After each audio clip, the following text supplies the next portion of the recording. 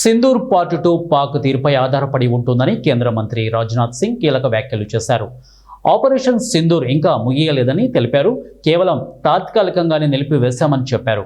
పాక్ ఉగ్ర కార్యకలాపాలు కొనసాగిస్తే ఆ దేశానికి తగిన విధంగా బదులిస్తామని హెచ్చరించారు. మొరాకో పర్యటనలో భాగంగా అక్కడి ప్రవాస భారతీయులతో ముచ్చటించారు. అనంతరం ఆయన ఇవాళ మీడియాతో మాట్లాడారు. ఉగ్రవాదులకు మద్దతిస్తోన్న పాకిస్తాన్కు గట్టిగా బుద్ధి చెప్పామని రాజ్నాథ్ సింగ్ గుర్తు చేశారు. ఉగ్రవాదులు దేశంలోకి చొరబడి మతం అడిగి మరీ పౌరులను చంపేశారని ఆవేదన వ్యక్తం చేశారు.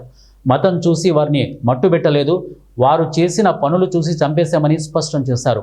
పహల్గాం ఘటన తర్వాత త్రివిధ దళాల అధిపతులతో సమావేశం జరిగినట్లు చెప్పారు. ఆ సమావేశంలో తను ఒకే ఒక ప్రశ్న అడిగినట్లు చెప్పుకొచ్చారు. ఒకవేళ ప్రభుత్వం ఆమోదం తెలిపితే ఆపరేషన్కు మీరు సిద్ధమా అని ప్రశ్నించానని చెప్పారు. వారు నిమిషం ఆలస్యం చేయకుండా సిద్ధంగా ఉన్నామని చెప్పారని హర్షం వ్యక్తం చేశారు. దీంతో ప్రధాని మోదీ సైన్యానికి పూర్తి స్వేచ్ఛనిచ్చారని రాజ్నాథ్ సింగ్ వివరించారు.